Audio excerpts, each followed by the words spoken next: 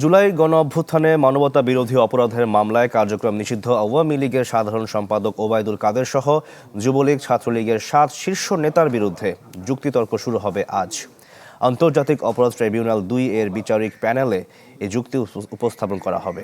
এদিন প্রথমে যুক্তিতর্ক তুলে ধরবে প্রসিকিউশন, পরে আসামি পক্ষ তাদের বক্তব্য উপস্থাপন করবে।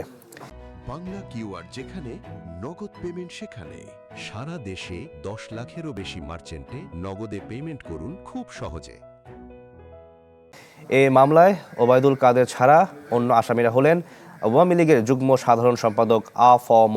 বাহাউদ্দিন নাসিম, সাবেক তথ্য ও সম্প্রচার প্রতিমন্ত্রী মোহাম্মদ আলী আরাফাত, যুবলীগের সভাপতি শেখ ফজলে শামস পরশ, সাধারণ সম্পাদক মাইনুল হোসেন খান নিখিল, ছাত্রলীগের সভাপতি সাদ্দাম হোসেন ও সাধারণ সম্পাদক ওয়ালি আসিফ ইনান।